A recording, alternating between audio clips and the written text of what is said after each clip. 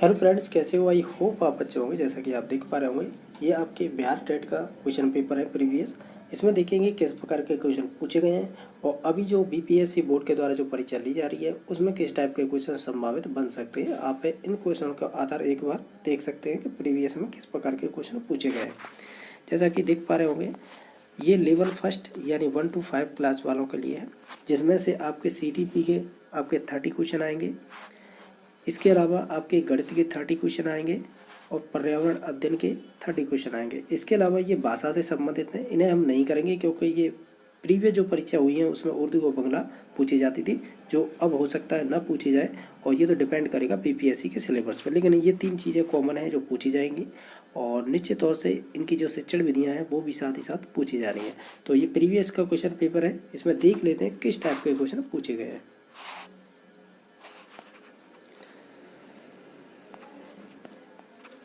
जैसा कि आप देख पा रहे होंगे, ये CDP का भाग है, यानी चाइल्ड डेवलपमेंट एंड पेडागोगी। तो इसमें बाल विकास एवं शिक्षा शास्त्र से संबंधित आपके 30 क्वेश्चन पूछे जाते हैं, यानी 30 क्वेश्चन। अब इनमें देख लेते हैं किस प्रकार के ये क्वेश्चन पूछे गए हैं। जैसा कि आप देख पा रहे होंगे, पहला क्वेश्चन ये पूछा गया है आपसे कि विकासात्मक मनोविज्ञान में जीवन का अध्ययन किया जाता है, यानी किसका अध्ययन किया जाता है, जैसे कि गर्भकाल का या जन्म से या जीवन पर्यंत या किशोरावस्था तक। तो हम कहेंगे जो विकासात्मक मनोविज्ञान है जो आपके जीन प्याजे से संबंधित है, और मोस्टली वो तो संज्ञान की बात करते हैं, लेकिन हम विकासात्मक मनोविज्ञान की अगर पर्टिकुलर एक पोर्शन की बात करें तो उसमें जीवन पर्यंत तक हम अध्ययन किया जाता है। तो हम इस प्रकार बोल सकते हैं कि विकासात्मक मनोविज्ञान में जीवन का अध्ययन है वो जीवन पर्यंत तक किया जाता है। ठीक है, तो ऑप्शन नंबर इसका 3 सही हो जाएगा, यानी C number option. Next question number है, ये पूछा है सेकंड नंबर क्वेश्चन। ये भी विकास से ही संबंधित क्वेश्चन है कि मस्तकोद्मुखी एवं निकट से दूर क्रम किस क्रिया का अंग है एक।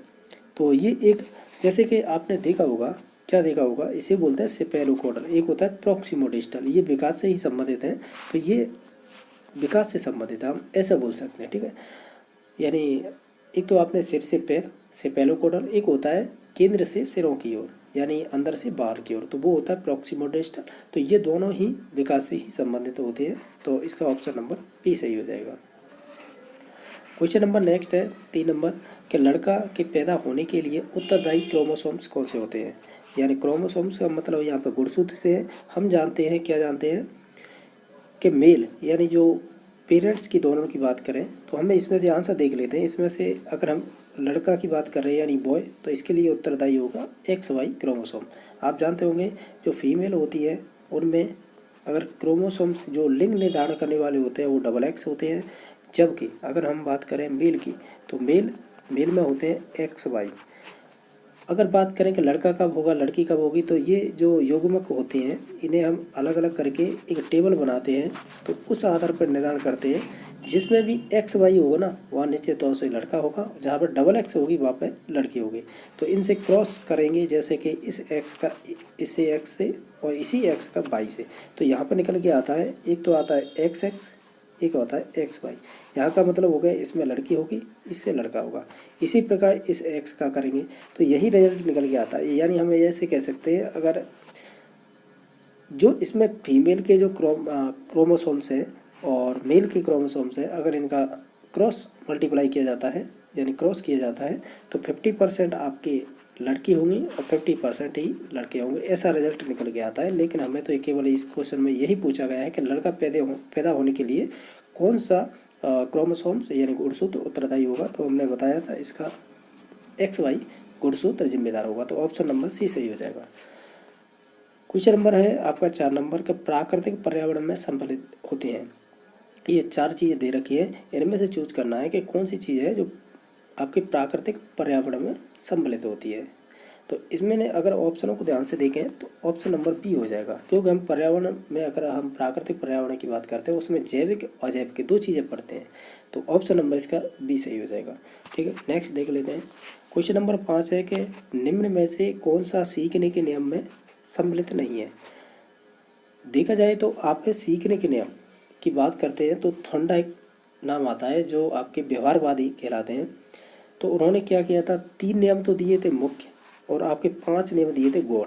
तो ये 3 नियम है ना जिन्हें हम PTA बोलते हैं, यानी हम ऐसे बोल सकते हैं P से प्रभाव का नियम, T से तत्परता का और A से अभ्यास का नियम। तो अब इनमें देख लीजिए, PTA यानी अभ्यास का है, तत्परता का भी है, प्रभाव का, लेकिन जो खेल से संबंधित है ये संबंधित नहीं है, किससे, सीखने के नियम से, ये थॉर्नडाइक से संबंधित है। तो ऑप्शन नंबर इसका फिर सी सही हो जाएगा, क्योंकि हमें यही पूछा है कि सीखने के नियम में सम्मिलित नहीं है, तो वो ऑप्शन नंबर 3 सही हो जाएगा। नेक्स्ट क्वेश्चन है कि शैशवावस्था मानव विकास की प्रमुख अवस्था है, कौन सी अवस्था है ये, प्रथम है, द्वितीय है, तृतीय है, चतुर्थ है, इस प्रकार हमें आंसर बताना है। तो ये सेकंड होती है। प्रथम तो आपका गर्भकाल होता है, जिसमें बच्चे का गर्भकाल से लेके और जब तक जन्म नहीं हो जाता तब तक हम उसे फर्स्ट स्टेज मानेंगे, और जो शैशवावस्था होती है उसे सेकंड मानते हैं। तो आप कहेंगे फिर बाल्यावस्था वो थर्ड हो जाएगी, किशोरावस्था फिर चौथी अवस्था हो जाएगी। इस प्रकार हम एक क्रम मान सकते हैं, क्योंकि इस क्वेश्चन को पूछा है तो यही लॉजिक दे सकते हैं इसमें, ठीक है। नेक्स्ट क्वेश्चन है, जैसा कि देख पा रहे हैं क्वेश्चन नंबर 7 है।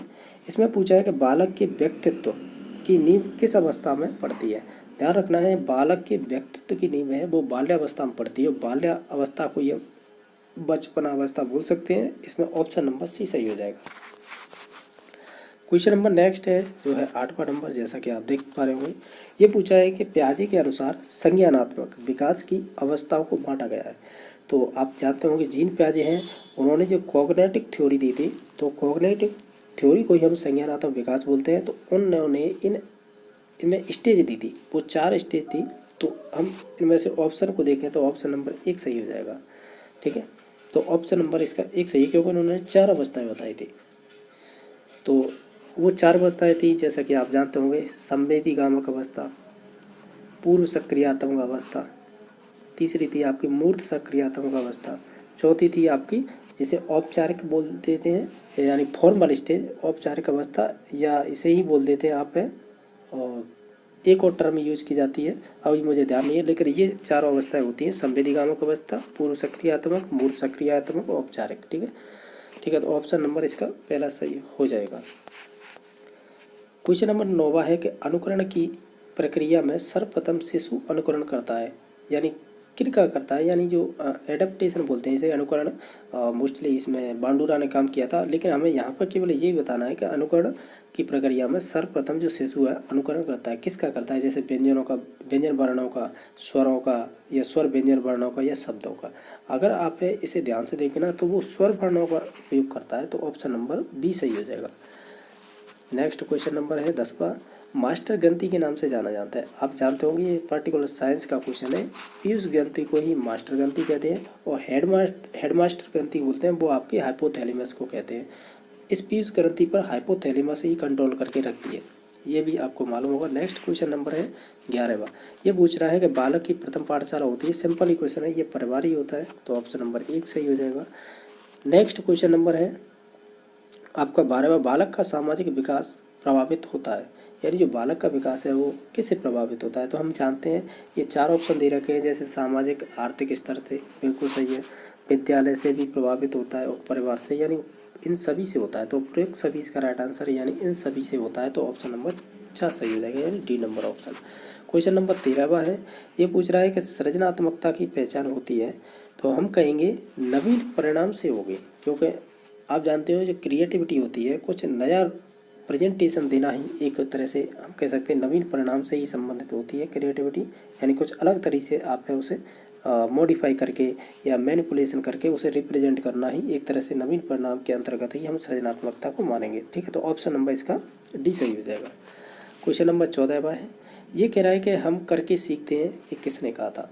तो हम करके सीखते हैं ये कहा था डॉक्टर मेस ने। और एक आपने और सुना होगा लर्निंग बाय डूइंग, ये किससे संबंधित है। तो लर्निंग बाय डूइंग है ये आपके जॉन डीवी से संबंधित है, ये भी ध्यान रखना है। तो यहाँ पे पूछा है हम करके सीखते हैं, तो ये डॉक्टर मेस से संबंधित है। ऑप्शन नंबर ए सही हो जाएगा। इसमें पूछा है समस्या बालक या समस्यात्मक बालक होते हैं वो कौन से होते हैं।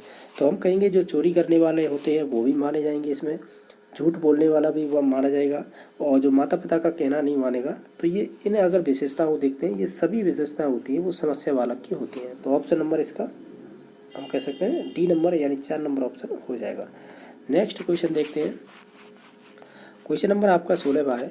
ये कह रहा है कि बालक का मानसिक स्वास्थ्य निर्भर करता है, किस पर करता है, जैसे कि विद्यालय पर, परिवार, समुदाय। हम ये कहेंगे मोस्टली ये मानसिक स्वास्थ्य इन 4 ऑप्शनों पर डिपेंड करता है। चारों का मतलब है 3 ऑप्शनों पर, तो उपयुक्त सभी इसका राइट आंसर हो जाएगा। इनसे नंबर नेक्स्ट है जो है 17वां नंबर। ये कह रहा है कि हस्तशिल्प की शिक्षा दी जानी चाहिए।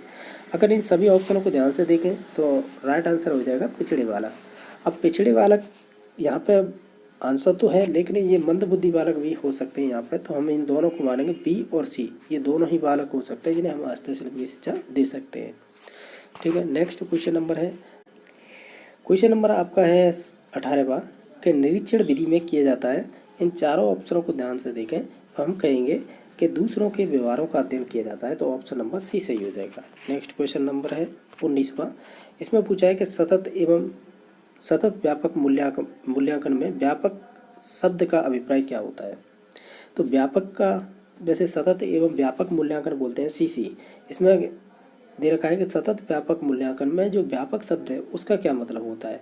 तो हम कहेंगे उसमें चाहे तो कॉग्निटिव हो या को कॉग्निटिव हो, यानी जो संज्ञानात्मक संज्ञानात्मक, ये दोनों ही चीज़ आ जाती हैं व्यापक में, तो इसी वजह से ऑप्शन नंबर इसका सी सही हो जाएगा। ठीक है, तो नेक्स्ट देख लेते हैं। क्वेश्चन नंबर है आपका 20वां। ये कह रहा है कि ब्रेल लिपि का प्रयोग निम्न में से किन के लिए किया जाता है। अगर इन ऑप्शनों को ध्यान से देखें, ये आपकी जैसे 11th और 12th की आप NCERT साइकोलॉजी की बुक पढ़ते हैं तो उसमें भी दे रखा है, और अदर बोर्ड जो भी रेफरेंस बुक पढ़ते हैं उसमें भी दे रखा है। ये होगा दृष्टिबाधित बालकों के लिए उपयोग किया जाता है। इसमें 6 डॉट्स होती है, वो भी आपने यही संबंधित होता है। ब्रेल लिपि लुइस ब्रेल ने इसकी खोज की थी, उसी से संबंधित है, उसमें ये चीज़ें मिल जाएंगी आप पढ़ोगे तो। ठीक है, नेक्स्ट क्वेश्चन नंबर है, बुद्धि पर वंशानुक्रम का प्रभाव होता है, ये किसने कहा था। ये अच्छा क्वेश्चन है, हम इसका राइट आंसर लगाएंगे गेसल। ठीक है, यानी बुद्धि पर जो वंशानुक्रम का प्रभाव होता है, इसका मतलब ये हो जाता है अगर किसी के पेरेंट्स जैसे में बोल सकते हैं कि होशियार है या इंटेलिजेंट है, तो निश्चित तौर से उनका लड़का भी इंटेलिजेंट होगा। यही गेसल का ये स्टेटमेंट है, यानी बुद्धि पर वंशानुक्रम का प्रभाव पड़ता है, इनका ये कहना है। ठीक है, तो ऑप्शन नंबर 1 सही हो जाएगा। क्वेश्चन नंबर नेक्स्ट है आपका, मनुष्य का व्यवहार मुख्यतः किससे प्रेरित होता है, यानी मोटिवेट किससे होते हैं, जैसे कि कौशल से, अभिक्षमता से, अभिवृत्ति से, बुद्धि से।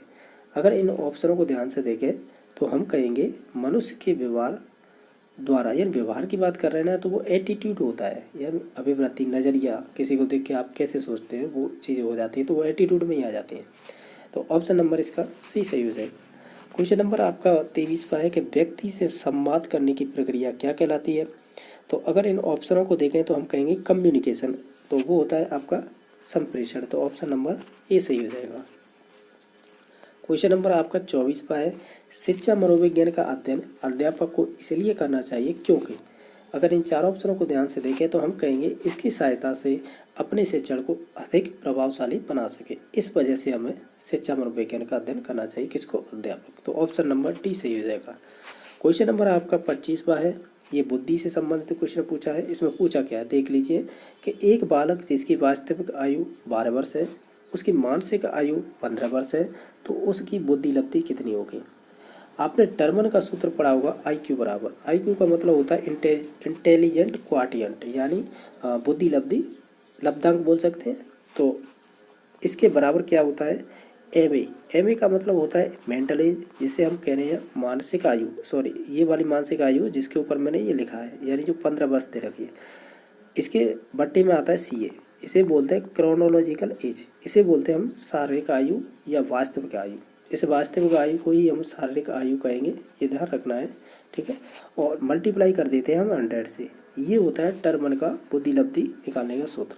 अब इसी सूत्र में हमें जो दे रखा डाटा उसे फिट कर देंगे और इसके बाद आंसर आ जाएगा। जैसे कि हमने कहा था IQ बराबर, एक सेकंड, IQ बराबर होता है MA का मतलब मानसिक आयु, तो हमने ये यहाँ पर रख दिया, और CA का मतलब होता है वास्तविक आयु कह लो या शारीरिक आयु, तो 12 वर्ष, तो बट्टे 12 मल्टीप्लाई कर देंगे 100 से।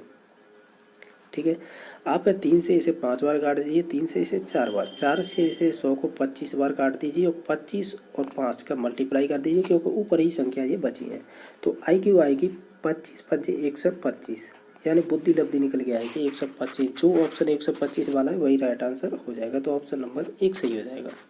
इसको ये ध्यान रखना है, जो वास्तविक आयु होते हैं ना, इसे ही हम शारीरिक आयु बोलते हैं, ये ध्यान रखना है, ठीक है। इंग्लिश में इसे क्रोनोलॉजिकल एज बोलते हैं, ये ध्यान रखना है, ठीक है। तो ऑप्शन नंबर इसका 1 ही सही हो जाएगा। नेक्स्ट है पाठ्यक्रम होना चाहिए। सिंपल क्वेश्चन है, पाठ्यक्रम में आपका छात्र केंद्रित होना चाहिए। तो ऑप्शन नंबर ए सही हो जाएगा।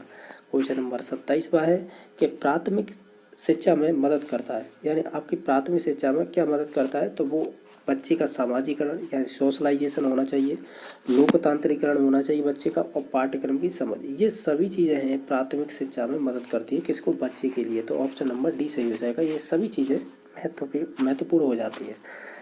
क्वेश्चन नंबर आपका 28 है कि छात्रों को प्रेरित करने की सही विधि कौन सी है। हम कहेंगे उन सभी ऑप्शनों को देखना, जैसे दंड है ये नेगेटिव हो जाएगा, फटकारना ये भी नेगेटिव है, मारपीट करना ये भी नेगेटिव है, लेकिन प्रशंसा करना एक पॉजिटिव है। तो हम कहेंगे छात्रों को प्रेरित करने के लिए उनकी प्रशंसा करनी चाहिए। तो ऑप्शन नंबर इसका कह सकते हैं हम सी सही हो जाएगा। क्वेश्चन नंबर नेक्स्ट है कि शिशु के प्रति सहानुभूति एवं प्यार दुलार से किस संवेग की उत्पत्ति होती है। अगर इन सभी ऑप्शनों को देखें तो देखो, क्रोध है वो नेगेटिव है, भय भी एक नेगेटिव हो जाएगा, आक्रामकता ये भी नेगेटिव हो जाएगी, लेकिन अनुराग है ना, ये कहीं ना कहीं दुलार प्यार से संबंधित होता है। तो इसी संवेग की उत्पन्न होता है जब हम किसी के प्रति सहानुभूति एवं प्यार दुलार करते हैं। तो कौन सा, अनुराग। तो ऑप्शन नंबर सी सही हो जाएगा। नेक्स्ट क्वेश्चन नंबर है जो 30वां क्वेश्चन है, ये पूछ रहा है कि सामान्य बुद्धि बालक प्राय किस अवस्था में बोलना सीख जाता है। यानी ये कह रहा है कि जो ये सामान्य का मतलब है मोस्टली इसमें सभी उम्र के बच्चे बोलना सीख जाते हैं, तो ये बताना है। तो इनमें से देखा जाए ना, तो वो कम से कम 11 से 12 माह, यानी 11 से 12 माह में बच्चा मोस्टली का मतलब होता है जनरली सभी बोलने सीख जाते। आपका थर्ड पोर्शन है वो है आपके पर्यावरण अध्ययन से संबंधित, जो आपका एनवायरनमेंट स्टडी है, इससे संबंधित आपके 60 क्वेश्चन पूछे गए थे, 30 क्वेश्चन पूछे गए थे। वो 30 क्वेश्चन किस प्रकार पूछे गए वो आप देख लीजिएगा, ठीक है। जैसे कि आपके पूछा है कि जलबंधर का संबंध किससे है, तो हम जानते हैं ये जैन धर्म से संबंधित है। तो ऑप्शन नंबर डी सही हो जाएगा। क्वेश्चन नंबर 62 है कि निम्न में से किस राज्य की सीमाएं बिहार से स्पर्श नहीं करती है। तो इसका राइट आंसर हो जाएगा एमपी, यानी मध्य प्रदेश से स्पर्श नहीं करेगी। नेक्स्ट क्वेश्चन नंबर 63 है, मखाना की खेती हेतु अग्रणी जिला कौन सा है। तो ये 63 का राइट आंसर हो जाएगा मधुबनी। तो ऑप्शन नंबर सी सही हो जाएगा। ये उस टाइम पे जो क्वेश्चन बनाए गए थे उन्हीं के आधार पे ये आंसर बताए जा रहे हैं। क्वेश्चन नंबर 65 है कि अभ्यारण्य का संबंध निम्न में से किससे संबंधित होता है। अगर देखा जाए जनरली तो ये वन्य जीव संरक्षण से संबंधित होता है। तो ऑप्शन नंबर सी सही हो जाएगा। क्वेश्चन नंबर 66 पूछा है कि विश्व विकलांग दिवस कब मनाया जाता है। तो आप इसे जानते होंगे, इसे मनाते हैं हम 3 दिसंबर को। ध्यान रखना है 1 दिसंबर को आप एड्स डे भी मनाते हैं, ठीक है। तो ये 1 दिसंबर को, जबकि विकलांग दिवस है विश्व विकलांग दिवस, तो वो मनाते हैं 3 दिसंबर को। नेक्स्ट क्वेश्चन नंबर है, ये कह रहा है कि रोनाल्ड रॉस का संबंध किससे है। ये कक्षा 8 NCERT में भी दे रखा है, उसमें देख लीजिए। ये आपके मलेरिया से संबंधित है, जो मादा एनाफिलेज मच्छर के द्वारा फैलता है। तो इसकी खोज की थी किसने, रोनाल्ड रॉस ने, ठीक है। तो ऑप्शन नंबर इसका डी सही हो जाएगा। नेक्स्ट क्वेश्चन नंबर है कि पर्यावरण सुरक्षित ईंधन है, इनमें से बताना है कि पर्यावरण सुरक्षित ईंधन कौन सा है। तो वो हो जाएगी गैस, ठीक है। तो ऑप्शन नंबर सी सही हो जाएगा। नेक्स्ट क्वेश्चन नंबर है कि श्वसन के दौरान मनुष्य द्वारा ग्रहण की जाने वाली गैस कौन सी है। तो ग्रहण तो की जाती है O2 और निकाली जाती है CO2। तो इसमें से हमें बताना है ग्रहण करने वाली, तो O2 हो जाएगी। इसमें से बताना है कि 70 नंबर क्वेश्चन में कौन सा है जो संक्रामक रोग नहीं है। अगर इन ऑप्शनों को ध्यान से देखें तो वो टिटनेस है ना, जैसे चोट वगैरह लग जाती है किसी लोई से या किसी अन्य चीज़ों से, तो वो टिटनेस के इंजेक्शन लगाए जाते हैं, आप भी जानते होंगे। तो ये संक्रामक रोग नहीं होता है, जैसे कि आपके चोट लगी तो निश्चित नहीं है ये दूसरे को फैले, यही होता है ना संक्रामक रोग, किसी एक से दूसरे के। जैसे कि डेंगू है, ये संक्रामक रोग है, ये भी मलेरिया भी संक्रामक रोग है, पोलियो भी संक्रामक है, लेकिन आपका टिटनेस है वो संक्रामक नहीं होता है। तो ऑप्शन नंबर डी सही हो जाएगा। क्वेश्चन नंबर 71 है, ये पूछ रहा है कि फसल चक्र के द्वारा मिट्टी में किस तत्व की स्थिरता संभव हो जाती है, यानी वो चीज़ निरंतर चलती रहती है, वो वहीं पर फिक्स रह जाती है। तो इसका राइट आंसर हो जाएगा वो है नाइट्रोजन। ठीक है, नाइट्रोजन चक्र भी आपने पढ़ा होगा। तो पौधे एक क्वेश्चन यहाँ पर ध्यान रखना, फसल चक्र पूछा है। पौधे हैं नाइट्रोजन को सीधा नहीं लेते, या तो नाइट्राइट या नाइट्रेट के रूप में लेते हैं, आपको ये भी ध्यान रखना है। नेक्स्ट क्वेश्चन नंबर है 72। पत्तियों का रंग, जो पत्तियों का रंग निम्न में से किस कारण हरा होता है, यानी जो ग्रीन होता है वो क्लोरोफिल के कारण होता है। ये वर्णक होता है, तो ये निश्चित तौर से सभी पेड़ पौधों में पाया जाता है। तो हरा भी क्लोरोफिल के कारण पत्तियाँ होती है। तो इसका राइट आंसर हो जाएगा आपका C number option. Question number आपका है 73 नंबर। ये पूछ रहा है कि ड्यूटेरियम निम्न में से किसका समस्थानिक है। अब समस्थानिक वो चीज़ होती हैं जैसे कि कोई एक एलिमेंट है, जैसे हाइड्रोजन है, और ये पूछा भी हाइड्रोजन से ही संबंधित है, तो जिनके परमाणु क्रमांक तो समान होते हैं, ठीक है, और इनकी द्रव्यमान संख्या भिन्न भिन्न हो जाती है। जैसे इसकी बात करें, आप देख लीजिए किस प्रकार होता है।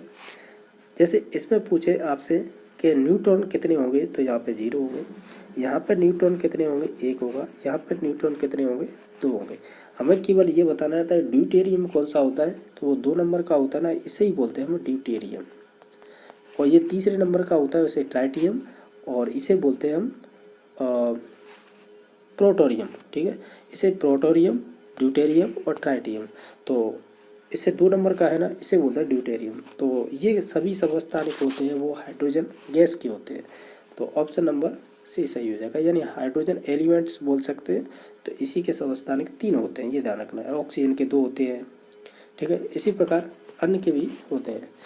नेक्स्ट क्वेश्चन नंबर है 74। समस्यात्मक बालक का पता लगाने के लिए हम कौन सी विधि का उपयोग करते हैं, तो ये आप है टीचिंग मेथड, विशेषकर टीचिंग मेथड, या साइकोलॉजी में हम CDP में भी पढ़ लेते हैं, इसे केस स्टडी का उपयोग किया जाता है। ये टाइडमैन के द्वारा दी गई थी केस स्टडी, ये भी क्वेश्चन बन जाता है। क्वेश्चन नंबर नेक्स्ट है कि द्रव्यमान संख्या निम्न में से कौन सी कहलाती है। ये देखा जाए ना, साइंस के जो बैकग्राउंड रखते हैं या जिनकी सब्जेक्ट साइंस होती है, तो ये क्वेश्चन है ना, कुछ क्वेश्चन तो इसमें 10th लेवल के NCERT से पूछे ही जा रहे हैं, साथ ही साथ उनसे लेवल ऊपर भी जा रहा है। हम डिस्कस करते जाएंगे ये किस क्लास से पूछा है। ये 9th क्लास से पूछा है। द्रव्यमान संख्या निम्न में से कौन कहलाती है। तो हम मोस्टली जानते हैं प्रोटॉन, जो आपका परमाणु होता है उसके अंदर प्रोटॉन न्यूट्रॉन होते हैं नाभिक में, तो उनका योग ही हम द्रव्यमान संख्या बोलते हैं मोस्टली। ठीक है, तो ऑप्शन नंबर 1 सही हो जाएगा। क्वेश्चन नंबर है 76। जीवन की मूलभूत इकाई होती है, तो उसे हम कोशिका बोलते हैं। तो NCERT क्लास 8 में मिल जाएगा ये। क्वेश्चन नंबर 77 है कि शून्य घर्षण बल वाली सतह पर चलना अपेक्षाकृत कैसा होता है, असंभव होता है। क्योंकि शून्य घर्षण होगा तो वहाँ पे आपको फिसलन ज़्यादा होगी, तो आप चल ही नहीं सकते हैं। तो ऑप्शन नंबर सी सही हो जाएगा। NCERT क्लास 8 का है ये क्वेश्चन। आप है NCERT जब 8 क्लास की पढ़ोगे ना, उसमें ये सभी चीज़ें दे रखी हैं घर्षण से संबंधित। क्वेश्चन नंबर 78 है गुरुत्वाकर्षण बल की अनुपस्थिति में वस्तु का भार निम्न में से क्या होगा। तो निश्चित तौर से जब आप जानते हैं कि हम पृथ्वी पर हैं, तो निश्चित तौर से गुरुत्वाकर्षण के ही कारण है। ठीक है, कि पृथ्वी अपनी ओर खींचे है, और इनमें तरह तरह से हम गुरुत्वाकर्षण संबंधित हम अलग अलग कथन बता सकते हैं। तो हमें केवल यही पूछा है गुरुत्वाकर्षण बल की अनुपस्थिति में वस्तु का भार होगा। आप जानते हैं W बराबर भार बराबर होता है mg। mg का मतलब होता है द्रव्यमान, और g का मतलब होता है गुरुत्वीय त्वरण। तो हम निश्चित तौर से जानते हैं कि जब आप कह रहे हो कि गुरुत्वाकर्षण बल की अनुपस्थिति, यानी इस जी की है ही नहीं, अनुपस्थिति है, तो ये 0 हो जाएगा। और 0 होते ही क्या हो जाएगा कि m × 0 करोगे तो भार बराबर 0 हो जाएगा, यानी आपको हम कह सकते हैं भारहीन फील होगा। तो ऑप्शन नंबर जो आपका 78 का है वो 1 नंबर ऑप्शन हो जाएगा। ठीक है, तो आप ऐसे भी कह सकते हैं कि गुरुत्वाकर्षण की अनुपस्थिति में, तो हम जानते हैं कि भार बराबर यहाँ पर भार ही पूछा है, तो वस्तु का भार W बराबर mg होता है। यहाँ पे mg है वो शून्य है या अनुपस्थित है ही नहीं, तो हम W बराबर m × 0 करेंगे तो W बराबर 0 हो जाएगा, यानी भारहीनता फील होगी हमें। तो ऑप्शन नंबर ए सही हो जाएगा। ये भी क्वेश्चन अगर हम बात करें भार वगैरह की, तो ये NCERT 9th क्लास में मिल जाएगा। नेक्स्ट क्वेश्चन नंबर है ये 79 नंबर क्वेश्चन पूछा है सुश्री मेधा पाटकर का संबंध निम्न में से किससे है। तो ये 79 का क्वेश्चन नंबर का राइट आंसर हो जाएगा। ये पर्यावरण संरक्षण से संबंधित है, तो ऑप्शन नंबर सी सही हो जाएगा। क्वेश्चन नंबर 80 है कि पर्यावरणीय असंतुलन का कारण क्या होता है। तो इन सभी ऑप्शनों को ध्यान से देखें तो ऑप्शन नंबर इसका हो जाएगा, चाहे वो पर्यावरणीय चेतना का अभाव हो, ये भी हो सकता है, भौतिकवादी सोच हो, ये भी हो सकता है, भोगवादी प्रवृत्ति हो, ये भी हो सकता है, यानी ऑप्शन नंबर इसका डी सही हो जाएगा। क्वेश्चन नंबर नेक्स्ट है, ग्रीष्म ऋतु हेतु सर्वोत्तम वस्त्र होते हैं। सर्वोत्तम वस्त्र का मतलब है ग्रीष्म ऋतु में किस प्रकार के कपड़े मोस्टली यूज किए जाते हैं। तो इसमें से अगर देखा जाए तो हम कहेंगे सूती वस्त्र का उपयोग किया जाता है, तो ऑप्शन नंबर ए सही हो जाएगा। क्वेश्चन नंबर 82 है, इसमें पूछा है कि पर्यावरण एक स्रोत है, यानी पर्यावरण एक स्रोत है। तो इन चार ऑप्शनों में से ध्यान से देखें तो देखो, अधिगम का मतलब ये है कि पर्यावरण में रह के ही हम लर्निंग करते हैं, यानी सब चीज़ सीखते हैं पर्यावरण में ही रह के। औषधि भी प्राप्त पर्यावरण या वन्य जो भी आपके जंगल वगैरह या जो भी वनस्पति रहती हैं उनसे संबंधित हो जाएगा।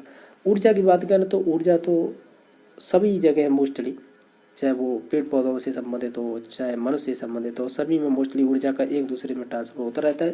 तो हम कहेंगे ये सभी चीज़ें पर्यावरण के ही स्रोत माने जा सकते हैं। तो ऑप्शन नंबर हम डी पर जाएंगे। ठीक, क्वेश्चन नंबर है 83, इसमें पूछा है रक्त का थक्का जमाने में सहायक है या रक्त का थक्का बनाने में सहायक कौन सी विटामिन है। तो हम जानते हैं विटामिन के है वो रक्त का थक्का जमाने में या बनाने में सहायक होती है। क्वेश्चन नंबर है आपका 84 नंबर, इसमें पूछा है जल समस्या का निराकरण संभव है। ये चार ऑप्शन दे रखे हैं, अगर इन चारों ऑप्शनों को ध्यान से देखें तो ये सभी चीज़ें हो जाएंगी, जैसे जल अपव्यय रोक कर, यानी जल का ज़्यादा फैलाव ना हो, ठीक है, ये सही बात है। और समुचित जल प्रबंध करके बांध वगैरह बना करके, ठीक है, वाटर हार्वेस्टिंग विधि जो फव्वारे द्वारा जो भी सिंचाई की जाती, तो वो ये सभी चीज़ें निराकरण हो जाएंगे जल समस्या के। तो इसका ऑप्शन नंबर डी सही हो जाएगा, यानी ये सभी चीज़ें आ जाएंगी इसके अंडर में। क्वेश्चन नंबर नेक्स्ट है 85 नंबर के दूध से दही का बनना है। तो हम इसे रासायनिक परिवर्तन बोलेंगे, क्योंकि दूध से दही बन जाएगा तो दही से दूध नहीं बना सकते, तो इस वजह से ये रासायनिक परिवर्तन है। ठीक है, क्योंकि इसकी जो अवस्था है वो चेंज हो गई, चाहे वो संबंधित हो इसकी रासायनिक अभिक्रिया से किसी भी प्रकार है, और ये दूध से दही बनता है लैक्टोबैसिलस जीवाणु द्वारा।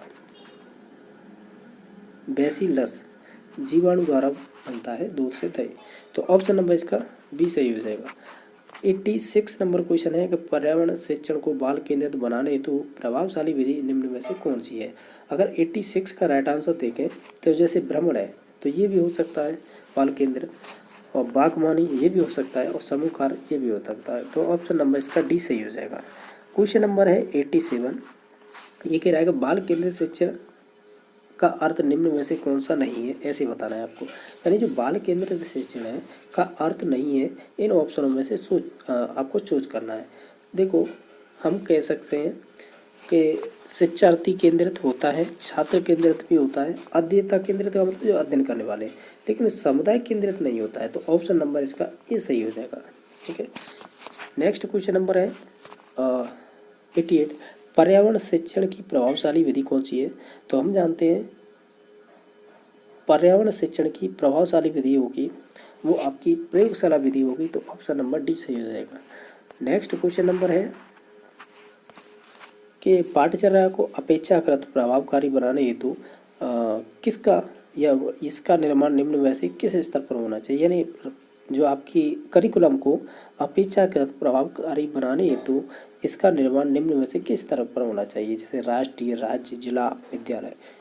इसका राइट आंसर हो जाएगा जिला स्तर पर। तो ऑप्शन नंबर सी सही हो जाएगा। क्वेश्चन नंबर है 90, इसमें पूछा है कि टी एल और एम इसमें बताना है का अर्थ निम्न में से क्या है। Option number C, teaching learning material. जैसा कि आप देख पा रहे होंगे, ये आपका मैथ सेक्शन है जो खंड सेकंड है। इसमें जो आपके 30 क्वेश्चन है तो हम उन्हें सोल्व कर रहे हैं। उसमें आपकी टीचिंग मेथड भी है, साथ में जो मैथ के क्वेश्चन है वो भी देख लेते हैं। पहला क्वेश्चन नंबर है कि अर्धगोले का संपूर्ण पृष्ठीय क्षेत्रफल क्या होगा। तो इसमें सूत्र ही पूछा है, तो ऑप्शन नंबर सी सही हो जाएगा, यानी 3πr² होता है। तो ये सही हो जाएगा, C number option. Question number है आपका 32 नंबर, √0.9 का मान क्या होता है। तो हम अंडर रूट में 9/10 करेंगे तो इसकी जो वैल्यू निकल के आएगी वो आएगी 0.94 लगभग, यानी ऑप्शन नंबर सी सही हो जाएगा। क्वेश्चन नंबर आपका 33 है, इसमें पूछा धातु की एक गेंद का व्यास दे रखा है ये, यदि इस धातु का घनत्व दे रखा है ये और इस गेंद का द्रव्यमान होगा। देखो इसे कैसे करेंगे, हम पहले धातु की गेंद है ना, ये व्यास दे रखा है, इसकी हम पहले त्रिज्या निकालेंगे तो ये आ जाएगी 2.1 सेंटीमीटर। ठीक है, घनत्व दे रखा है ये और हमें द्रव्यमान पूछा है, तो हम जानते हैं, क्या जानते हैं कि घनत्व बराबर होता है द्रव्यमान बट्टे आयतन। यहाँ से m की वैल्यू निकालेंगे तो वो आएगी d इंटू वी, यानी यहाँ पे घनत्व की वैल्यू रखेंगे 8.9, मल्टीप्लाई करेंगे, जो v है ना ये आयतन है। अब आयतन जो गेंद है, गेंद होती है गोला, तो गोले का आयतन होता है 4/3 पाई आर क्यूब। अब इसमें क्या करेंगे, 4/3 पाई की वैल्यू रखेंगे 22/7 और आर की वैल्यू यहाँ पे निकाल रखी है हमने 2.1, इसे 3 बार लिखेंगे। जब इसे गुणा भाग करेंगे, यानी गुणा भाग का मतलब इसे काट पीट के हम v का मान यहाँ पर रख देंगे। उसके बाद जब हम इसे गुणा करेंगे तो वो आएगा 345.39 ग्राम लगभग, ये आंसर आएगा। ठीक है, नेक्स्ट क्वेश्चन नंबर देख लेते हैं। ये पूछा है कि ऊपरी व्यास है वो 3.5 मीटर है, वाले शंकु का आकार एक गड्ढा, इसमें जो गड्ढा है वो 12 मीटर गहरा है, तो इसकी धारता है वो किलोमीटर में क्या होगी। तो इसमें से हम पहले तो हम त्रिज्या निकालेंगे, त्रिज्या निकलेगी 3.5/2 कर लेते हैं, तो ये त्रिज्या आ गई। इसके बाद त्रिज्या आ गई, ये आपकी मीटर में आएगी। ठीक है, ध्यान रखना है इकाई का। और इसके अलावा जो ऊंचाई है वो दे रखी है आपकी, जो गड्ढा है वो 12 मीटर है। ठीक है, इसके अलावा हम इसका आयतन निकाल लेते हैं, तो आयतन क्या होता है शंकु का, हम जानते हैं 1/3 पाई आर स्क्वायर एच होता है। इसमें इस वैल्यू को रखेंगे हम, लास्ट में जब इकाई चेंज करेंगे ना किलोमीटर में, तो ये ध्यान रखना है कि 1 मीटर क्यूब बराबर होता है 1000 लीटर। इसका इसमें मल्टीप्लाई कर देंगे और बाद में हम 1000 का भाग दे देंगे, क्योंकि हमें निकालना है किलो लीटर में, तो उससे इसकी वैल्यू निकल के आएगी 38.5। ऑप्शन नंबर 1 सही हो जाएगा। क्वेश्चन नंबर 35 है, ये कह रहा है 3 मीटर गहरी और 40 मीटर चौड़ी एक नदी में 2 किलोमीटर प्रति घंटा की चाल से बहकर समुद्र में गिरती है, तो 1 मिनट में समुद्र में पानी जाएगा।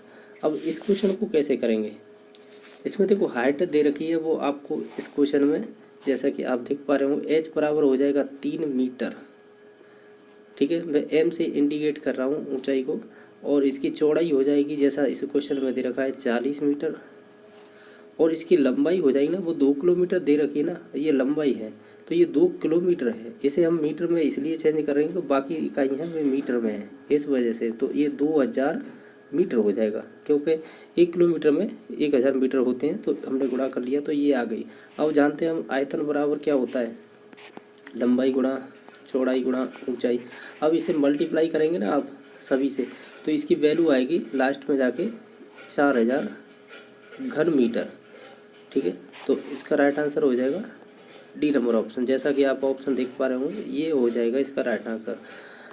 क्वेश्चन नंबर नेक्स्ट है आपका 36 नंबर है कि आधारभूत समानुपातिकता या समानुपातिकता प्रमेय को किस प्रमेय के नाम से जाना जाता है, तो हम इसे थेल्स प्रमेय के नाम से जानते हैं, तो ऑप्शन नंबर इसका 1 सही हो जाएगा। नेक्स्ट क्वेश्चन नंबर, ये आपको आकृति दे रखी है, आपको बताना है कोण PTQ कितना है, सॉरी PTQ, हाँ सही है, कोण PTQ बता रहा है। इस प्रकार अगर एक वृत्त पर स्पर्श रेखा हो, इन्हें आगे जाके मिलाए और इसके मध्य में जो आपकी केंद्र बिंदु है उस पर अगर 1 से 10 डिग्री का कोण बन रहा है, तो हम जानते हैं ये संपूरक कोण बन जाते हैं आमने सामने, यानी 110, और यहाँ पर संपूरक का मान होता है कोण का 180, तो हम कहेंगे 110 दे रखा है और इसमें 70 डिग्री आ जाएगा। हम ऐसे कह सकते हैं ये दोनों का योग है, संपूरक आता है 180, तो इस वजह से इसका कोण का मान जो PTQ है, PTQ यानी ये वाला कोण है वो 70 डिग्री आ जाएगा। क्वेश्चन नंबर 38 है, एक त्रिभुज दे रखा है ABC, जिसमें से AB की भुजा है वो 6√, और आपकी 6√30 सेमी है, AC की भुजा है वो 12 सेमी है और BC की 6 सेमी है, तो हमें कोण B का मान बताना है। ध्यान रखना है इसका 90 डिग्री निकल के आएगा, तो ऑप्शन नंबर C सही हो जाएगा। ये कह रहा है वृत्त तथा उसकी स्पर्श रेखा के उभयनिष्ठ बिंदु को क्या कहेंगे, तो उसे स्पर्श बिंदु ही कहेंगे। जिस प्रकार ये है तो इस प्रकार ये स्पर्श बिंदु हो जाएगा। क्वेश्चन नंबर आपका 40 है, ये पूछ रहा है पाई क्या है। अगर पाई अगर डायरेक्टली पूछा जाए तो ये एक अपरमेय संख्या है, और जबकि 22/7 है ये परमेय संख्या हो जाएगा इसका मान। लेकिन हमें केवल पाई पूछा है तो इस वजह से इसका राइट आंसर हो जाएगा 2 नंबर ऑप्शन। वह छोटी से छोटी संख्या कौन सी है या कौन है जिसमें यदि 24, 32, 36 से भाग दें तो प्रत्येक दशा में 3 शेष रहे। इसका आप है HCF निकालिए। तो HCF इसका 4 निकल के आएगा, ठीक है। ये पूछा भाग दें तो प्रत्येक दशा में 3 शेष बचे। अब इसे 4 से आप भाग दे लीजिए। अब इसमें से आपको चूज करना होगा कौन सा है, तो प्रत्येक में भाग दे के देखना होगा, लेकिन हम आंसर में ही भाग देते हैं। 191 में आप 4 का भाग देंगे तो 7 चौक 28, अब बचेगी 1, तो फिर 11 बचेगी, 11 में 4 दूनी 8, यानी 3 शेष बचेगी। और यही क्वेश्चन पूछा था किस में शेष बचेगा, तो वो ऑप्शन नंबर सी में शेष बचेगा। तो ऑप्शन नंबर सी सही हो जाएगा। क्वेश्चन नंबर 42 है कि वह बड़ी से बड़ी संख्या कौन सी है जिसमें 148, 246 और 623 को विभाजित करने पर क्रमशः 4, 6 और 11 शेष बचेगा। तो हम जानते हैं इसमें से जो 12 है ना, 12 का अगर इसमें 148 में भाग दोगे, 240 में और 623 में, तो शेष यही बचेगा 4, 6 और 11। तो इसका ऑप्शन नंबर ए सही हो जाएगा। क्वेश्चन नंबर नेक्स्ट है कि इन आंकड़ों का बहुलक क्या है। ये क्वेश्चन मेरी दृष्टि में ये गलत है, क्योंकि इसमें देखा जाए तो बहुलक का मतलब होता है नंबर ऑफ रिपीट कितनी बार हुए है कोई डाटा। तो इसमें देखो 2 बार हुई है, 0 तो आपकी 1 बार ही हुई है, और आपकी 1 है, यानी 0 हुए 1 बार और 1 हुई है 2 बार और 2 हुई है 2 बार। तो हम कहते हैं कि कितनी बार नंबर कोई डाटा रिपीट हुआ है वही बहुलक होता है। तो ये भी बहुलक है, ये भी बहुलक है, इस वजह से ये क्वेश्चन गलत है। तो अब हम इसका नया आंसर बता रहे हैं कि इसका क्या होगा। नेक्स्ट है 44 नंबर, निम्नलिखित में से कौन सी संख्या किसी घटना की प्रायिकता नहीं हो सकती। तो नेगेटिव कभी प्रायिकता की घटना नहीं हो सकती, तो ऑप्शन नंबर इसका बी हो जाएगा। बाकी की प्रायिकता निकल सकती है, जैसे कि इसकी निकल जाएगी, इसकी निकल जाएगी 15/100, क्योंकि परसेंट लगी तो 100 हो जाएगी। इसका पॉइंट उठाएंगे तो 10 आ जाएगी नीचे, तो इनकी तो प्रायिकता निकल सकती है, लेकिन माइनस की नहीं निकलती। तो ऑप्शन नंबर इसका बी सही हो जाएगा। क्वेश्चन नंबर नेक्स्ट है, अवर्गीकृत आंकड़ों को केंद्रीय प्रवृत्ति की माप होती है वो कितने प्रकार से निकाल सकते हैं। तो वो 3 प्रकार से निकाल सकते हैं। आपका क्वेश्चन नंबर है 46 नंबर के मूल्यांकन उपागम में प्राथमिकता दी जाती है। किसकी दी जाती है, तो हम कहेंगे जैसे शिक्षण बिंदु है, कथन को या प्रस्तुतिकरण को या शिक्षण उद्देश्यों को, तो हम कहेंगे शिक्षण उद्देश्यों को प्राथमिकता दी जाती है मूल्यांकन उपागम में। नेक्स्ट क्वेश्चन नंबर है आपका 47 नंबर, उद्देश्य कथन का संबंध किससे होता है। तो उद्देश्य कथन का संबंध होता है वो आपका चाहे तो आपका जो प्रकरण है उससे संबंधित होता है और या नवीन ज्ञान से, ये दोनों सही होगा। तो ऑप्शन नंबर सी सही हो जाएगा। क्वेश्चन नंबर 48 है कि दैनिक पाठ्य योजना के निर्माण में सम्मिलित होता है। तो हम कहेंगे दैनिक पाठ्य योजना के संबंध में अगर बात करें इनमें से क्या क्या सम्मिलित होता है, तो ये मोस्टली सभी चीज़ें सम्मिलित होती हैं, चाहे वो आपके उद्देश्य का निर्धारण हो, चाहे विषय वस्तु का चयन करना हो, या शिक्षण विधियों का आपका निर्धारण करना हो, ये सभी चीज़ें आ जाती हैं। तो ऑप्शन नंबर डी सही हो जाएगा। नेक्स्ट क्वेश्चन नंबर 49 है कि गणित विज्ञान है। तो हम कहेंगे ये कि संख्या भी है, एक स्थान भी है, एक घटना भी है, यानी ये तीनों ही सही है, यानी ऑप्शन नंबर डी सही हो जाएगा। क्वेश्चन नंबर आपका 50 नंबर है, ये कह रहा है कि योग, गुणा और तथा सामान्यीकरण आदि संक्रियाओं का अध्ययन किया जाता है। तो वो आपका इन 4 ऑप्शनों में से बताना है किस में किया जाता है। तो हम कहेंगे ये आपके बीजगणित में किया जाता है इनका सभी का उपयोग। क्वेश्चन नंबर है 51 कि विश्लेषण विधि में प्रयोग होता है। तो हम जानते हैं कि विश्लेषण विधि में हम जब किसी साध्य को हल करने में, ये बिल्कुल सही बात है, जब हम रेखा गणित में किसी की रचना का कार्य करते हैं तब भी हम विश्लेषण विधि का उपयोग करते हैं, जब हम अंक गणित में किसी नई संख्या को हल करना हो तब भी हम विश्लेषण विधि का उपयोग करेंगे। तो ये उपयुक्त सभी इसका राइट आंसर हो जाएगा, या इन सभी में। नेक्स्ट क्वेश्चन नंबर है आपका 52 नंबर, इसमें बताना है कि हम आगमन विधि के शिक्षण करते समय अग्रसर होते हैं। तो हम एक जानते हैं कि आगमन विधि की विशेषताएं होती हैं कि विशेष से सामान्य की ओर, स्थूल से सूक्ष्म की ओर, उदाहरण से नियमों की ओर। तो ये सभी इसके शिक्षण सूत्र की विशेषताएं होती है। तो ऑप्शन नंबर इसका 4 सही हो जाएगा। क्वेश्चन नंबर 53 है, ये कह रहा है कि गणित में सूत्रों की स्थापना हेतु उपयुक्त विधि कौन सी होगी।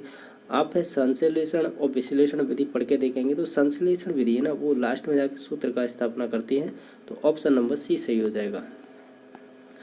क्वेश्चन नंबर नेक्स्ट है कि वैज्ञानिक विधि पर आधारित है, तो वैज्ञानिक विधि पर जो प्रोजेक्ट मेथड विधि है जो आपके किलपैट्रिक ने दी, तो ये आपकी वैज्ञानिक विधि पर आधारित होती है, तो ऑप्शन नंबर सी सही हो जाएगा। नेक्स्ट क्वेश्चन नंबर है 55 है कि न्यूटन के गुरुत्वाकर्षण सिद्धांत को भास्कराचार्य थे उन्होंने नाम दिया था, तो वो क्या नाम दिया था? तो उन्होंने नाम दिया था, वो दिया था धारणिकात्मक शक्ति, यानी ऑप्शन नंबर बी सही हो जाएगा। क्वेश्चन नंबर 56 है, ये पूछा है गणित को पाठ्यक्रम में महत्व दिया जाता है, क्यों दिया जाता है? तो हम कहेंगे दैनिक जीवन में उपयोगी, इस वजह से भी दे सकते हैं, या बच्चों के मानसिक अनुशासन को बनाए रखता है, ये भी बात सही है। और इसका सामाजिक एवं सांस्कृतिक महत्व है, बिल्कुल है, क्योंकि हमारे समाज और कल्चर में गणित का महत्व है, तो इसे भी मानेंगे, तो हम उपयुक्त सभी पे जाएंगे, यानी ये सभी बातें सही है। क्वेश्चन नंबर है आपका 57 नंबर कि गणित को सभ्यता एवं संस्कृति का दर्पण किस गणितज्ञ ने कहा है? तो ये आपके हॉगमैन ने कहा है, ये कई परीक्षाओं में पूछा हुआ क्वेश्चन है। क्वेश्चन नंबर नेक्स्ट है 58 नंबर के अज्ञात से ज्ञात की ओर किस विधि में अग्रसर होते हैं? तो ये आपकी विश्लेषण विधि में होते हैं। ध्यान रखना है अज्ञात से ज्ञात की ओर, जबकि अगर बात करें हम ज्ञात से अज्ञात की ओर जाते हैं तो फिर वो हो जाती है संश्लेषण विधि, लेकिन इसका राइट आंसर होगा सी, तो ऑप्शन नंबर सी सही हो जाएगा। क्वेश्चन नंबर 59 है किस भारतीय गणितज्ञ ने पाई की वैल्यू है वो 3.1416 स्थापित की थी? तो ये आपके की थी आर्यभट्ट प्रथम ने। किसने? आर्यभट्ट प्रथम ने की थी, तो ऑप्शन नंबर ए सही हो जाएगा। क्वेश्चन नंबर नेक्स्ट है 60, ये कह रहा है एलिमेंट्स नामक पुस्तक के लेखक कौन थे? तो इनके लेखक थे वो थे यूक्लिड, ठीक है, तो ऑप्शन नंबर इसका बी सही हो जाएगा। जैसा कि आप देख पा रहे होंगे ये आपके बिहार टेट का क्वेश्चन पेपर है 2011 का। इसमें देख रहे हैं हम ईवीएस में किस प्रकार क्वेश्चन पूछे गए हैं, यानी जो आपका पर्यावरण अध्ययन है उसमें किस प्रकार के क्वेश्चन पूछे गए हैं वो भी साथ में देख लेते हैं। इस 2013 के क्वेश्चन पेपर और 2011 दोनों को कंबाइंड करके हम साथ ही डाल रहे हैं, ठीक है। तो आप देख सकते हैं इसमें प्रीवियस में किस प्रकार क्वेश्चन पूछे गए हैं। क्वेश्चन नंबर आपका फर्स्ट पूछा गया था चिपको आंदोलन है वो किस राज्य से संबंधित है? तो आप जानते होंगे ये उत्तराखंड से संबंधित है, तो ऑप्शन नंबर इसका डी सही हो जाएगा। क्वेश्चन नंबर नेक्स्ट पूछा था कि निम्न में से कौन सी एयरलाइंस है वर्तमान में कह सकते हैं वर्तमान में सेवा में नहीं है? तो इसे छोड़ देते हैं, क्योंकि वर्तमान में तो अब बहुत सारी एयरलाइंस है बंद कर दी गई हैं जो प्राइवेटाइजेशन करके। तो हम इसमें से जो उस समय आंसर माना था वो एयर सहारा माना था। नंबर है आपका 3 नंबर, इसमें से बताना है कौन सा युग्म ठीक नहीं है। तो आप है इन 4 ऑप्शनों को ध्यान से देखें तो ऑप्शन नंबर एक ही सही हो जाएगा, क्योंकि ये जूट है ना, जूट से रेशम नहीं प्राप्त किया जाता है। इसका एक्सप्लेनेशन देख लीजिए, जो ये कह रहा है कि जूट रेशम से निर्माण नहीं किया जाता है, तो किससे किया जाता है? तो ये किया जाता है आपका रेशम है वो रेशम कीट की लार्वा की लार ग्रंथियों से बनता है, ठीक है, जो कैटरपिलर वगैरह उसके बाद डेवलपमेंट होकर ये रेशम बनता है, ठीक है। तो इसका राइट आंसर क्या हो जाएगा? 1 नंबर ऑप्शन हो जाएगा जो संबंधित नहीं है युग्म, ठीक है, तो ऑप्शन नंबर 1 सही हो जाएगा। नेक्स्ट क्वेश्चन नंबर है वो इस प्रकार है, ये बताना है बिहार राज्य में स्थित भारत का सबसे बड़ा या सबसे लंबा सड़क पुल कौन सा है? तो वो आपका हो जाएगा महात्मा गांधी सेतु, ऑप्शन नंबर बी सही हो जाएगा। नेक्स्ट क्वेश्चन नंबर है इसमें पूछा है कि किस विटामिन की कमी से घाव से रक्त का बहना नहीं रुकता है? तो ये विटामिन के की कमी से होता है ऐसा। नंबर आपका 6 है, जैसा कि आप देख पा रहे होंगे चूहों के द्वारा फैलने वाला रोग कौन सा है? तो वो प्लेग हो जाएगा, ठीक है। और जो प्लेग रोग होता है तो इसमें देखो चूहों के द्वारा ये फैलने वाला प्लेग रोग है। प्लेग के वायरस से पिस्सू कहते हैं, यानी प्लेग के वायरस को पिस्सू कहते हैं, और पिस्सू एक परजीवी के रूप में चूहों पर निर्भर रहता है, ठीक है। इसमें एक्सप्लेनेशन दे रखा है। और ये प्रभावित किसको करता है? ये शरीर के लंग्स यानी फेफड़े और आपकी लाल रक्त कणिका यानी जिसे आरबीसी बोलते हैं उनको प्रभावित करता है।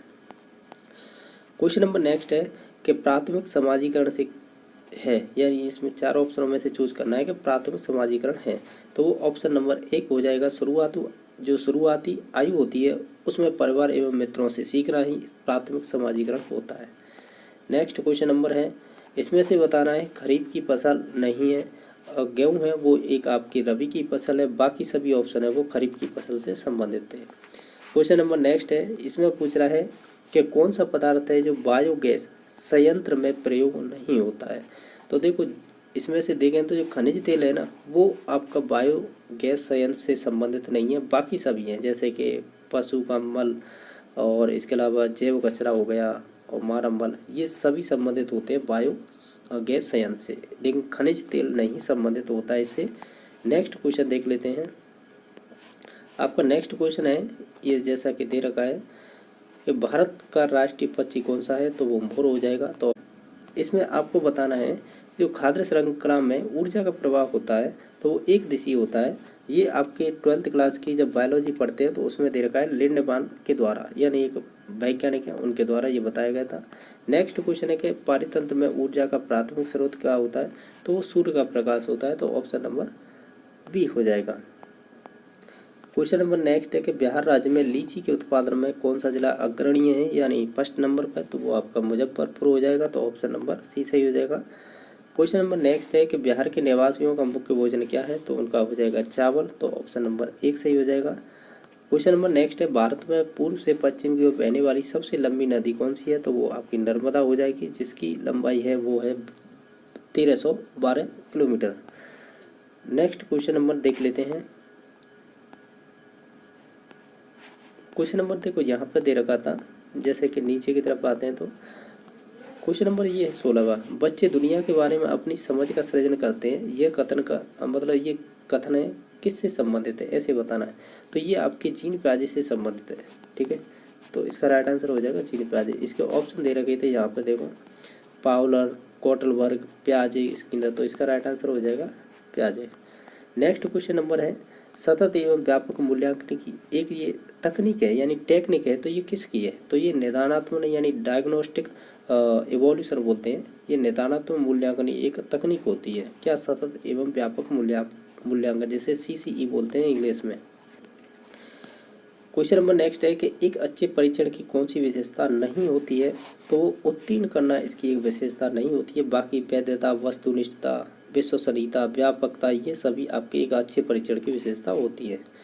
क्वेश्चन नंबर नेक्स्ट है छात्रों में रटने की प्रवृत्ति रोकने हेतु कैसे प्रश्न पूछना चाहिए, तो वो वस्तुनिष्ठ पूछने चाहिए, तो ऑप्शन नंबर ए सही हो जाएगा। क्वेश्चन नंबर नेक्स्ट है पौधों के विभिन्न भागों के शिक्षण हेतु आवश्यक है, क्या चीज़ आवश्यक है, तो वो पौधों का चित्र है, सबसे बेस्ट ऑप्शन रहेगा पौधों का चित्र, तो ऑप्शन नंबर डी सही हो जाएगा।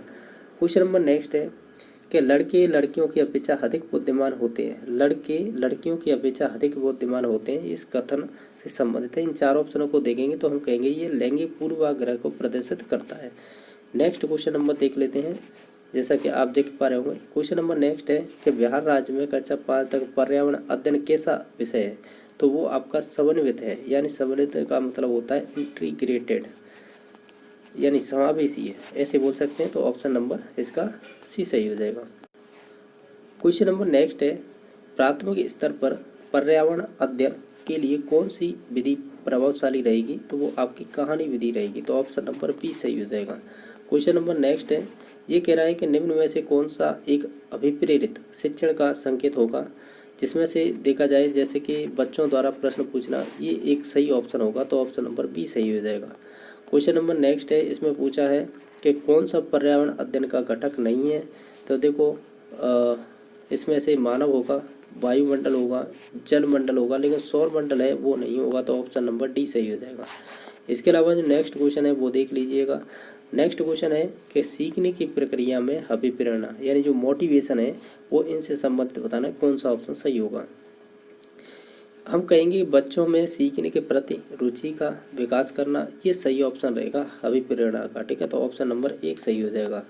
क्वेश्चन नंबर नेक्स्ट है पर्यावरण अध्ययन के लिए आप छात्रों में कौन कौन से चैनल देखने का सुझाव देंगे, तो हमें इन सभी चैनलों का सुझाव देंगे, जैसे कि नेशनल ज्योग्राफी से संबंधित, एनिमल प्लेनेट से संबंधित और डिस्कवरी चैनल से, तो उपरोक्त सभी इसका राइट आंसर। क्वेश्चन नंबर आपका नेक्स्ट है, जैसा कि आप देख पा रहे होंगे, ये कह रहा है बिहार राज्य के जो पर्यावरण अध्ययन शिक्षण के लिए प्राथमिक स्तर पर जो पाठ्यक्रम यानी जो करिकुलम या सिलेबस का निर्माण किन के द्वारा किया जाता है? जैसे NCERT, तो ये केंद्र का बनाती है। NCT ये शिक्षकों से संबंधित है। MHRD है वो शिक्षा मंत्रालय है। तो ये SCERT है वो आपके बिहार राज्य के पर्यावरण अध्ययन से संबंधित सिलेबस या पाठ्यक्रम या करिकुलम बनाती है। नेक्स्ट क्वेश्चन नंबर है, बीज अंकुरण की अवधारणा को पढ़ाने के लिए सबसे प्रभावी तरीका कौन सा होगा? तो हम कहेंगे नेक्स्ट 4 नंबर ऑप्शन क्या है, चरणों का अवलोकन करेंगे उनका। तो ऑप्शन नंबर 4 सही हो जाएगा, यानी बीज बोने अंकुरण के विभिन्न चरणों का अवलोकन करेंगे और उनका चित्र बनाने के लिए गतिविधियों को बच्चों को निष्पादित करने के लिए कहना, यानी 4 नंबर ऑप्शन इसका राइट आंसर हो जाएगा। इस प्रकार हमने 2013 और 2011 ये पर्यावरण अध्ययन का क्वेश्चन पेपर इसी में सम्मिलित कर दिया गया है। अगर किसी क्वेश्चन को लेकर डाउट है तो कमेंट में बता देना। बाकी वीडियो देखने के लिए धन्यवाद।